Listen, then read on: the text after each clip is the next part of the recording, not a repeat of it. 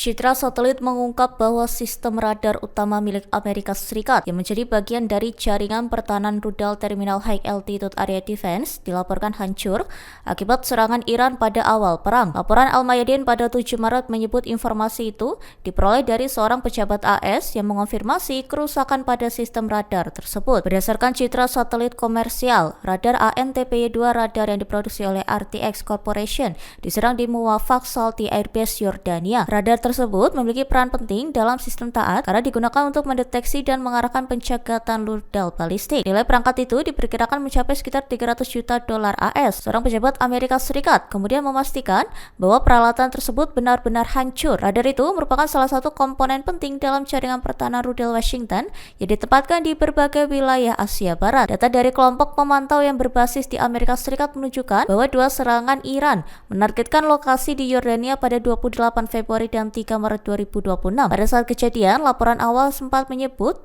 serangan tersebut berhasil dicegat, namun citra satelit terbaru mengindikasikan bahwa radar utama taat di lokasi itu mengalami kerusakan serius. Gelombang terbaru operasi militer Iran kembali mengguncang kawasan setelah kilang minyak di Haifa dilaporkan menjadi sasaran serangan rudal. Korps Garda Revolusi Iran menyatakan bahwa serangan tersebut merupakan bagian dari gelombang ke-27 operasi True Promise 4. Dalam pernyataannya, IRGC menyebut kilang minyak di Haifa dihantam menggunakan sistem rudal Khaybar Shikan misil.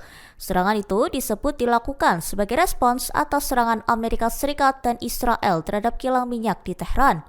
IRGC menjelaskan bahwa operasi tersebut dilakukan melalui serangan gabungan yang melibatkan drone dan rudal yang diarahkan ke berbagai target militer Amerika Serikat dan Israel. Dalam operasi multidimensi tersebut, sejumlah situs militer Israel di Haifa yang berada di wilayah Palestina Utara dilaporkan menjadi target utama. Diketahui rudal Khaybar Shikan berbahan bakar padat yang digunakan dalam serangan itu disebut mampu diarahkan hingga mencapai target saat benturan. Pemerintah Iran menyatakan akan terus menargetkan sejumlah negara tetangga di kawasan Teluk setelah meningkatnya konflik dengan Amerika Serikat dan Israel. Pernyataan tersebut disampaikan oleh Ketua Badan Peradilan Iran, Gholam Hossein Mohseni Ejei, pada Sabtu 7 Maret dikutip laporan Al Jazeera. Ia diketahui juga menjadi anggota Dewan Kepemimpinan Sementara yang dibentuk setelah pemimpin tertinggi Iran Ali Khamenei. Mohseni Ejei menyampaikan bahwa berdasarkan bukti dari Angkatan Bersenjata Iran, beberapa negara di kawasan tersebut secara terbuka maupun tersembunyi disebut berada di bawah kendali musuh. Ia menegaskan pemerintah Iran bersama berbagai institusi negara telah sepakat untuk melanjutkan serangan terhadap target-target yang dianggap terkait dengan pihak lawan. Sejak konflik pecah, Iran dilaporkan beberapa kali melancarkan serangan ke negara-negara tetangganya di kawasan Teluk sebagai respons terhadap serangan udara Amerika Serikat. Sebagian serangan bahkan dilaporkan mengenai infrastruktur sipil di kawasan tersebut. Di sisi lain, Presiden Iran Masoud Pezeshkian pada hari yang sama juga menyampaikan permintaan maaf atas serangan Iran yang mengenai negara-negara tetangga. Ia menyatakan Iran akan menahan diri kecuali apabila wilayah negara-negara tersebut digunakan untuk melancarkan serangan terhadap Iran. Negara-negara Teluk sendiri sebelumnya menegaskan bahwa wilayah mereka tidak digunakan untuk menyerang Iran. Bahkan sebelum perang pecah, mereka berulang kali menyatakan tidak akan mengizinkan wilayahnya dimanfaatkan untuk agresi terhadap negara tetangga. Namun, Ketua Parlemen Iran Muhammad Bagher Ghalibaf menyampaikan pandangan bahwa selama pangkalan militer Amerika Serikat masih berada di kawasan tersebut, negara-negara di wilayah itu tidak akan merasakan perdamaian. Ia juga menyebut bahwa para pejabat dan masyarakat Iran memiliki kesatuan sikap terkait prinsip tersebut. במסגרת המבצע ביצענו כ-3,400 תקיפות ברחבי איראן, והוצאנו משימוש יותר מ-150 מערכות הגנה איראניות. עד כה חיל האוויר הטיל כ-7,500 חימושים על מטרות בכל רחבי איראן. מדובר בפי 2 מהכמות שהוטלה לכל אורך מבצע עם כלבי. עברנו לשלב הבא במבצע. הרחבנו את התקיפות על אתרי הייצור המרכזיים של המשטר. בחודשים האחרונים, אגף המודיעין עקב אחר המאמץ של משטר הטרור האיראני לשקם את תשתיות הייצור שלו, ולהרחיב את כמות הטילים שברשותו. בארבעת הימים האחרונים מטוסי חיל האוויר תקפו כ-600 מטרות של חיזבאללה והטילו כ-700 חימושים על תשתיות טרור ברחבי לבנון. בימים האחרונים פינינו את רובע הדחיה, מעוז הטרור הגדול ביותר של חיזבאללה בלבנון. זהו הרובע ממנו בכירי חיזבאללה תכננו והוציאו לפועל מתווה טרור נגד אזרחי ישראל וכוחות צה"ל. אנחנו תוקפים שם מטרות רבות, צדים את מחבלי חיזבאללה ומשמידים את מפקדות הטרור שהקים בלב האוכלוסייה האזרחית. לא נתפשר על פירוק חיזבאללה מנשקו. טוב, אנחנו תקפנו לפני מספר ימים את הבניין של מועצת החכמים בעיר קום, במטרה למנוע את בחירת המנהיג. התפקיד של המנהיג העליון במשטר הטרור האיראני, הוא בין היתר לפקד על כוחות הצבא, הכוחות המזוינים, כוחות טרור שפוגעים במדינת ישראל מערערים את כל מדינות האזור והעולם כולו.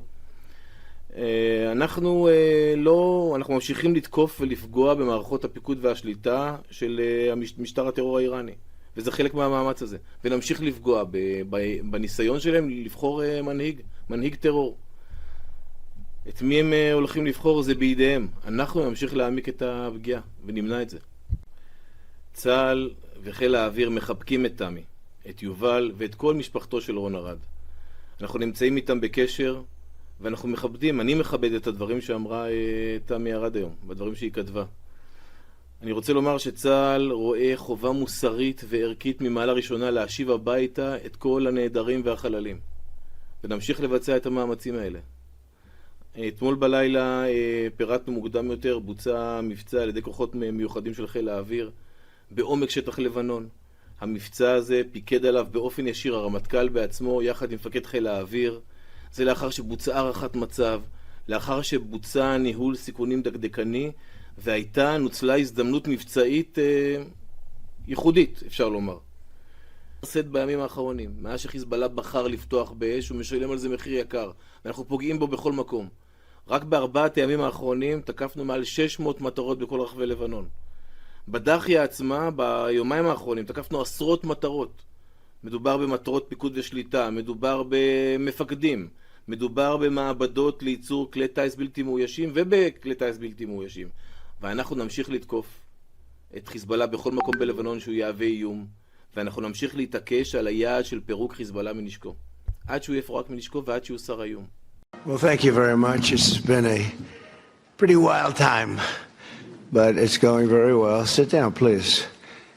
And tremendous progress has been made, as you're probably seeing just by watching. We're doing something. I built the military and rebuilt it and made it really strong in my first administration, along with a lot of other things we did. We had a great first term. And now we're using it. Unfortunately, we have to. But you're seeing how great it is. There's no military like it on earth, not even close. And we're doing very well in Iran. You see the result. And it's been amazing. We've knocked out 42 Navy ships, some of them very large, in 3 days. That was the end of the Navy. We knocked out their Air Force. We knocked out their communications, and all telecommunications is gone. I don't know how they communicate, but I guess they will figure something out. It's not working out too well. And they're bad people. They're just bad people. When you look at October 7th and beyond October 7th, look at all the killing that they've done over the years, for 47 years. And this had to be done.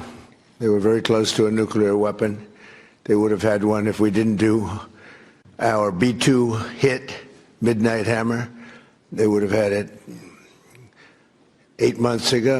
They would have had a nuclear weapon, and, you know, they're crazy, and they would have used it. So we did the world a favor. And they said, well, how are you doing on a scale of 0 to 10? How are you doing with the attack? And I said, about a 15, I would say, with 10 being the best. But it's something that had to be done, and we're doing it well. And I want to thank everybody involved.